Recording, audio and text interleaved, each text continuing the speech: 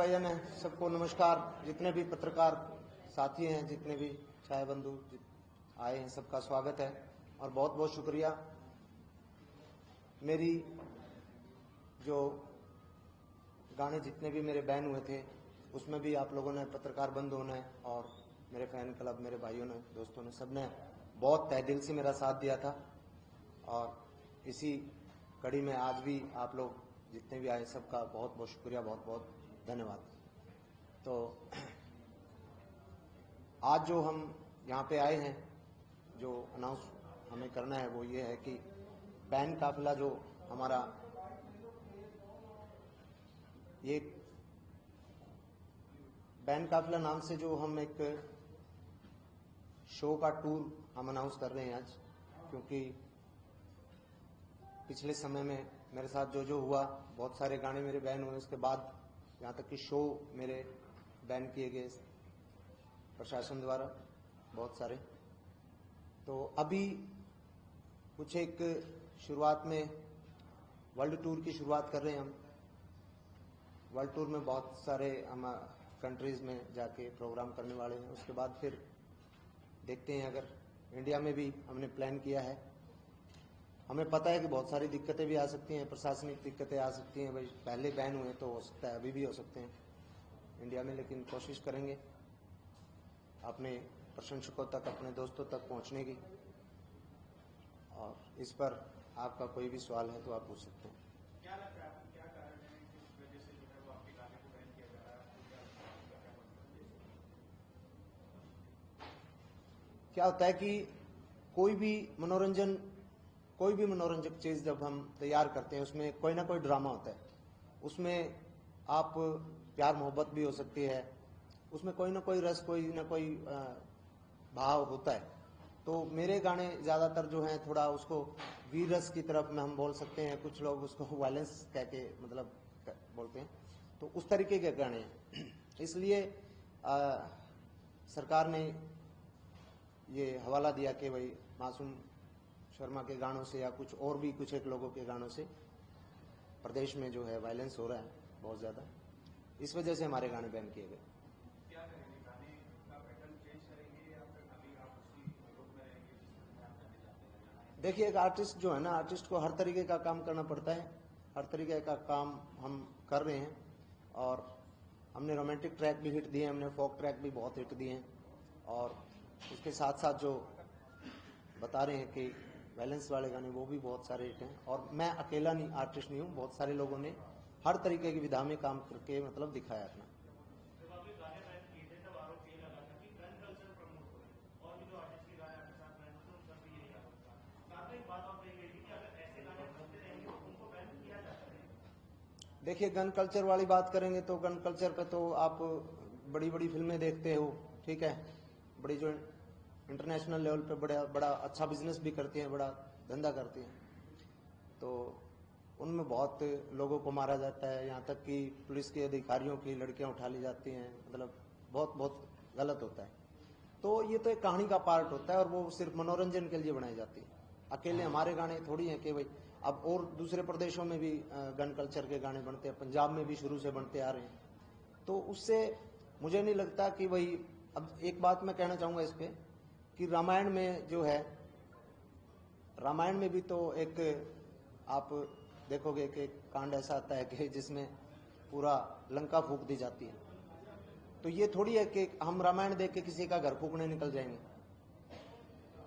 समझे ना। वो एक कहानी, पार्ट ऑफ स्टोरी है वो। मतलब मुझे नहीं लगता ये उनका जो भी प्रशासन ने किया है वो ठीक किया है।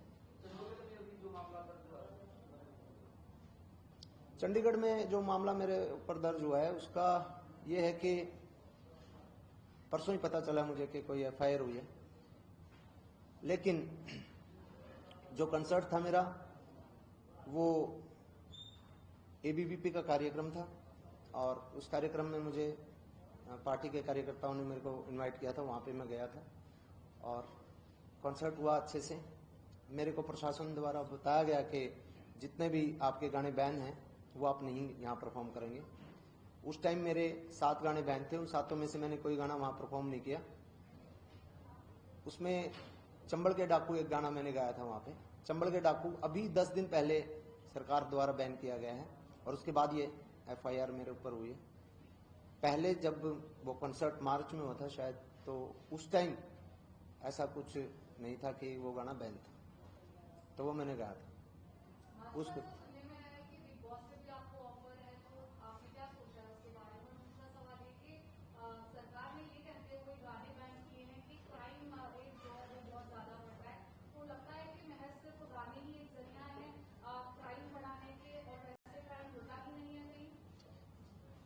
पहला सवाल जो आपका था बिग बॉस वाला, उसका तो देखो मेरे पास ऑफर आया हुआ है, क्रिएटिव टीम से मेरी बात भी हुई है जो मीटिंग पे, और उस पे मेरी टीम और मैं विचार कर रहे हैं। अभी हमने कोई फैसला लिया नहीं है। और दूसरी बात जो आपने पूछी है कि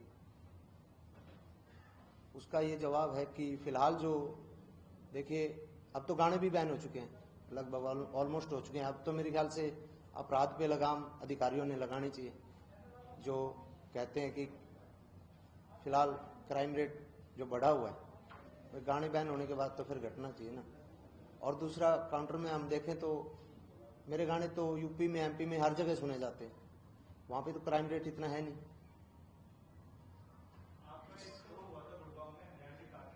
जी आपने गाना नहीं गाया, लेकिन पब्लिक ने वो गाना गाना शुरू कर दिया था, उसके बाद पुलिस आपको डिटेन करके वहां से ले गई। जी अगर आपके इस टूर में भी ऐसा होता है, पब्लिक अपने आप को गाना गाना शुरू कर देती है आपसे पहले, तो दोबारा डिटेन कर दिया जाएगा? देखो, तो प्रशासन से बड़ा कोई होता नहीं, प्रशासन कुछ भी कर सकता है, तो प्रशासन जो करेगा।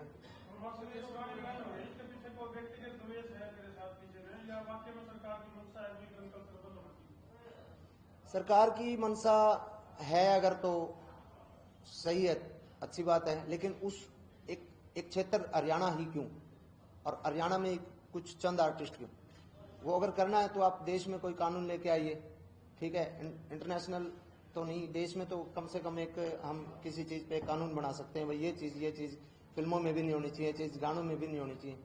तो अगर हम 15 साल 20 साल पहले की बात करें तो हमारी जो हरियाणवी म्यूजिक इंडस्ट्री है वो इतनी डेवलप नहीं थी। हम पंजाब को सुनते थे ज्यादातर, चकलो रिवाल्वर वो सुनते थे। तो अभी जो है हरियाणा की म्यूजिक इंडस्ट्री इतने मतलब बड़े स्केल पे जो डेवलप हुई है, उसको मुझे नहीं लगता कि इस तरीके से दबाना उचित है, क्योंकि अगर ये बंद करेंगे तो हमारे यूथ तो 15 साल 20 साल पहले पंजाब को सुनता था, फिर से पंजाब को सुनने लग जाएगा। इससे नुकसान किसका हुआ? नुकसान तो एक रीजनल इंडस्ट्री का हुआ ना। उन्होंने व्यक्ति विशेष की बात पूछी कि आप एक गाना भी आएगा अभी रामायण का सारा, जी, उत्तर भी नहीं बोली, व्यक्ति विशेष की बात यह है, बात भी बोली थी कि किसी व्यक्ति का नाम लिए बिना जी, आपके जैसे लोग हैं जो गंद फैलाते हैं इंडस्ट्री में, वो किसकी बात है? देखिए हर एक इंडस्ट्री में, हर एक परिवार में, हर एक राजनीतिक पार्टी में, और हर एक मतलब किसी भी आप फील्ड में चले जाओ, अच्छे और बुरे लोग होते हैं।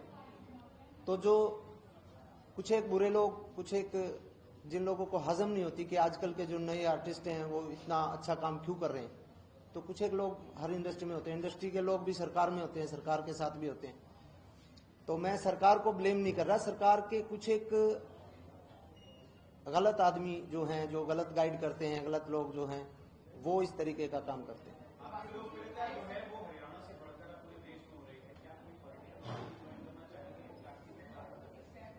देखिए अभी तो मेरा कोई विजन ऐसा है नहीं पॉलिटिकल, लेकिन इन फ्यूचर होगा तो कोई बुराई भी नहीं है।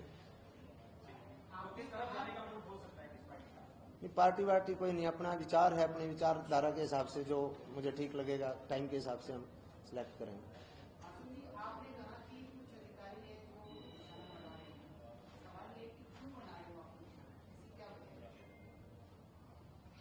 वजह कोई दुश्मनाई हो सकती है, कोई पुरानी रंजिश भी हो सकती है। नहीं, मैं अड़बादी आदमी हूँ, थोड़ा रही है मेरी खटपट लोग आ गया है।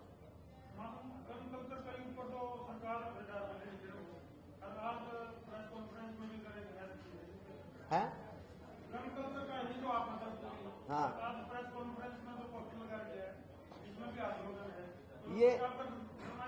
ये डम्मी है जो ये पिस्टल है ये डम्मी है और पार्ट ऑफ शूट। ये मेरा अभी 16 तारीख का है, 16 अगस्त को मेरा थाईलैंड पटाया में है जन्नत क्लब, उसके बाद दुबई में है 11 11 अक्टूबर को ऑस्ट्रेलिया में है, उसके बाद कनाडा और इंग्लैंड और यूएस, ये इंडियन कंट्री में। भारत में पहला शो मेरा मैं ऑर्गेनाइज करने जा रहा हूँ मेरठ में, और दूसरा पटना में, तीसरा जयपुर में, चौथा चंडीगढ़ में, पांचवां नोएडा में और छठा अहमदाबाद में, सातवां लखनऊ में और आठवां पुणे में। पटना की अभी डेट अभी हम कुछ एक फाइनल हुई है, कुछ एक हमारी डेट अभी फाइनल हुई नहीं।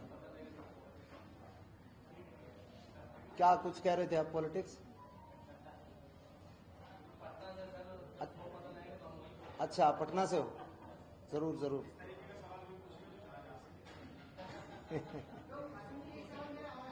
जी,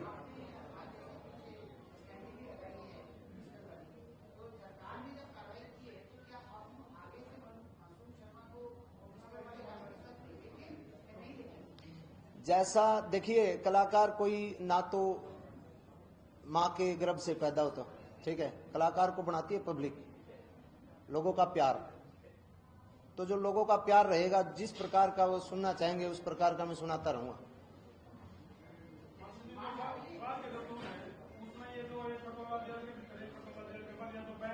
हाँ, पहली बात तो मैं आपको एक बात बता देना चाहता हूं, बैन जो गाने मेरे किए हैं वो YouTube से बैन किए गए हैं, कोई आधारिक रूप से उनको कोई कानून के आधार पर कोई बैन नहीं किया गया। उनको बस एक मेल डाली है, YouTube ने हटा दिया। समझ रहे हो? वो गलत किया गया है। वो जब केस उसको मतलब वो कोर्ट में जाएगा, कानून की नजर में वो गाने जो भी बैन किए गए हैं अभी तक वो बैन ही नहीं है, ठीक है, वो बैन गाने हैं ही नहीं। मेरे देश में जो भी कार्यक्रम होंगे, जितने भी मेरे बैन गाने हैं, मैं उनको परफॉर्म करूंगा। जी बिल्कुल करूंगा। जो लोग सुनना चाहेंगे, जो प्यार पब्लिक जो देगी, वो मैं परफॉर्म जरूर करूंगा। और किसी का कोई सवाल हो तो बताइए।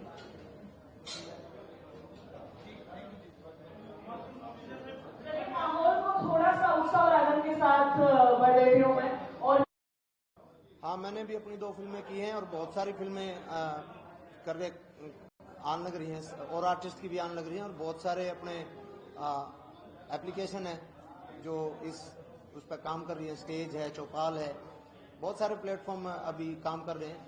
हरियाणा सरकार ने भी फिल्म पॉलिसी शुरू करी है, उसकी भी मैं सराहना करूंगा। तो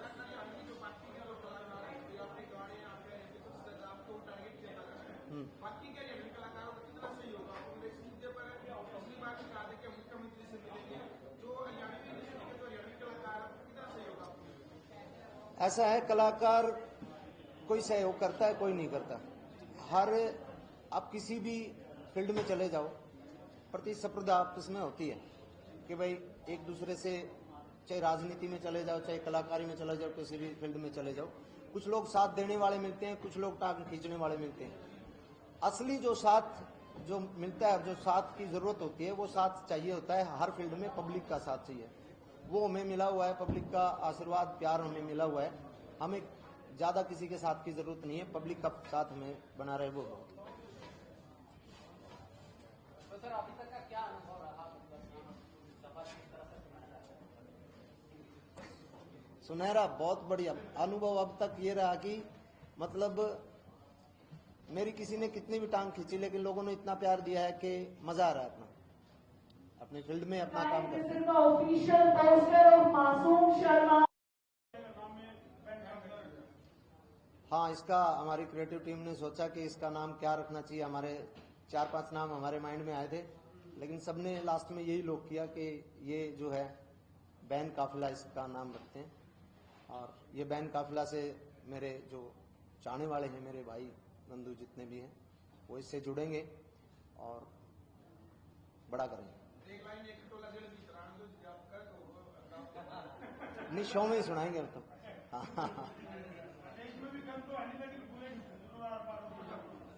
हाँ, वो लोगों में एक वो नहीं है, वो नुक्ता है, वो उर्दू में आता है ना नुक्ता। नहीं, वो आपको दिख रही है। वो देखने का नजरिया अलग होना चाहिए। हाँ, कुछ भी सोच सकते हैं, ये हमने तो नुक्ता लगाया।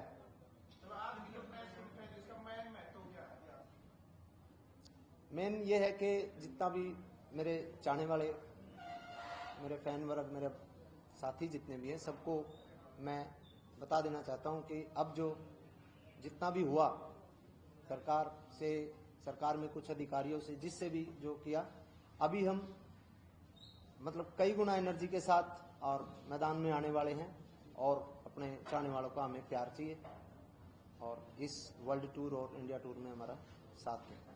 तो सर ये काफिला कैसे आगे बढ़ेगा? ये काफिला जैसे अभी यहाँ से शुरू होगा और अभी पूरे दुनिया में फैलेगा। काफिला की बात कर रहा हूं।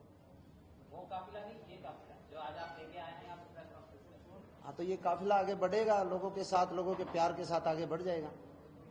सुरक्षा को लेकर सरकार की तरफ से जैसे अगर इंडिया लेवल पर हो तो क्या कोई सिक्योरिटी के लिए कुछ व्यवस्था? देखिए, एक बात में दिमाग में एक बात मेरे आई है आपके सवाल से कि अगर मेरे जो बैन हुए प्रोग्राम मेरठ में था, ग्वालियर में था, उसमें सुरक्षा का हवाला दिया गया कि हम जो है सुरक्षा नहीं कर सकते, ये ज्यादा भीड़ आने की आशंका है, ये तो फिर कहीं ना कहीं अगर आप किसी आर्टिस्ट की या फिर कोई अगर आप सुरक्षा ही नहीं कर सकते तो वो भी एक प्रशासन के ऊपर ही तो सवाल उठता है। जब आप सुरक्षा नहीं दे सकते, एक इवेंट हो रहा है, कोई पब्लिक आ रही है, उसमें कोई जेल से गुंडे तो नहीं आ रहे। जब भी तो होते हैं, जब कोई बड़ी रैली कोई राजनीतिक पार्टी करती है उसमें भी तो वो सुरक्षा व्यवस्था का प्रबंध करते हैं, वो कलाकार को देंगी है। वो बात आप सही कह रहे हो, वो आपने कह ही दिया, मैं क्या बोलूं। Thank you. 14 नहीं, 14 से ज्यादा किए गए। हाँ जी, देखिए 14 में से कई गाने तो ऐसे हैं जिनमें गन नाम की कोई चीज ही नहीं है, बहुत रोमांटिक गाने भी मेरे भी और एक दो साथी कलाकार के और भी। तो फिलहाल मुझे जो लग रहा है कि सरकार को गुमराह कुछ अधिकारी कर रहे हैं और एक झूठी पब्लिसिटी लेने के चक्कर में कि भाई इससे सरकार ने ये अच्छा कर दिया, वो अच्छा कर दिया, कुछ नहीं अच्छा कर दिया। ये सिनेमा और म्यूजिक इंडस्ट्री के लिए सबसे मतलब बुरा समय है कि एक प्रदेश की जो रीजनल म्यूजिक इंडस्ट्री है इतने पीक पे है कि पूरे भारत में उसका डंका है, पूरे देशों में, विदेश में आपने देखा होगा, पीछे बिलबोर्ड पे भी और यूट्यूब रैंकिंग में भी टॉप 10 में हरियाणा के गाने रहे। तो ये बहुत बुरा है फिलहाल के लिए कि भाई इतनी बढ़ती हुई मतलब म्यूजिक इंडस्ट्री के आप पर काट रहे। रेवेन्यू की बहुत बड़ा नुकसान हो रखा है और ये मुझे नहीं है, ये पूरी इंडस्ट्री को नुकसान है, क्योंकि पिछले 5 साल में बहुत सारे प्रोड्यूसर बाहर के आए थे जो फाइनेंसर इसमें पैसा डाल रहे थे, अब वो पीछे कदम हटा चुके हैं क्योंकि 300 400 मिलियन के गाने बैन हो चुके हैं। तो उस चक्कर में लोग चैनल को सेल करके भाग रहे हैं, इंडस्ट्री को छोड़ के भाग रहे हैं। जोनर तो देखो जैसे जैसी डिमांड आती है वैसा वैसा, अब एक तरीके का जो एक गाना बड़ा हिट हो जाता है तो उसी तरीके के गाने बनने लग जाते हैं, फिर दूसरा कोई एक दौर आता है, रोमांटिक कोई ट्रैक बड़ा बन जाता है तो रोमांटिक बनने लग जाते हैं। ये तो ये है कि जो लोग पसंद करते हैं उसके पीछे लोग भाग लेते हैं, फिर प्रोड्यूसर और कलाकार भी। उस पर मेरी टीम विचार कर रही है, देखते हैं उस पर क्या। Thank you.